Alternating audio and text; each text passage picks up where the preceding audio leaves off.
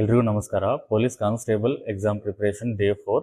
ಇವತ್ತು ನಾವು economic subject ಬಗ್ಗೆ ಡಿಸ್ಕಸ್ ಮಾಡೋಣ. ಪ್ರತಿ ವರ್ಷ ಎಕ್ಸಾಮಲ್ಲಿ 4ರಿಂದ 5 ಕ್ವಶನ್ಸ್ ಈ ಸಬ್ಜೆಕ್ಟ್ ಮೇಲೆ ಬರ್ತವೆ.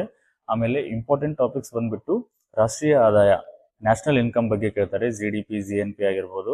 ಆಮೇಲೆ Indian economy background, 5-year plan, LPG reformation ಬಗ್ಗೆ, ಬ್ಯಾಂಕಿಂಗ್ ಆ್ಯಂಡ್ ಫೈನಾನ್ಷಿಯಲ್ ಸೆಕ್ಟರ್, ಅದರೊಳಗಡೆ RBI ತುಂಬ ಇಂಪಾರ್ಟೆಂಟು, ರೆಪೋ ದರ, reverse repo rate, SLR, CRR ಬಗ್ಗೆ ಕೇಳ್ತಾರೆ, SIDBI ಬಗ್ಗೆ ಕೇಳ್ತಾರೆ. ಅದಾದಮೇಲೆ ಇನ್ಫ್ಲೇಷನ್, ಹಣದುಬ್ಬರ, ಇನ್ಫ್ಲೇಷನ್ ಡಿಫ್ಲೇಷನ್ ಡಿಫ್ರೆನ್ಸ್ ಏನಂತ ಕೇಳ್ತಾರೆ, CPI ಬಗ್ಗೆ ಕೇಳ್ತಾರೆ, WPI ಬಗ್ಗೆ ಕೇಳ್ತಾರೆ. ಅದಾದಮೇಲೆ external sector of India, balance of payment ಬಗ್ಗೆ ಕೇಳ್ತಾರೆ, ಗೌರ್ಮೆಂಟ್ ಫಿಸ್ಕಲ್ ಪಾಲಿಸಿ, ವಿತ್ತೀಯ ನೀತಿ ಮತ್ತು ಹಣಕಾಸು ನೀತಿ ಬಗ್ಗೆ ಕೇಳ್ತಾರೆ. ಅದಾದಮೇಲೆ ಬಜೆಟ್ ಮತ್ತು ಎಕನಾಮಿಕ್ ಸರ್ವೆ, ಬಜೆಟ್ ಅಂದರೆ ಬಜೆಟಲ್ಲಿರ್ತಕ್ಕಂತಹ ಟೈಪ್ಸ್ಗಳನ್ನ ಕೇಳ್ತಾರೆ. ಅದಾದಮೇಲೆ ಎಕನಾಮಿಕ್ ಸರ್ವೇಸ್ಗಳ ಬಗ್ಗೆ ಕೇಳ್ತಾರೆ. ಮೋಸ್ಟ್ ಇಂಪಾರ್ಟೆಂಟ್ ಆಗಿ ಕರೆಂಟ್ ಅಫೇರ್ಸ್ ಅಲ್ಲಿ ಎಕನಾಮಿಕ್ಸ್ನ ಆ್ಯಡ್ ಮಾಡಿ ಕೇಳ್ತಾರೆ.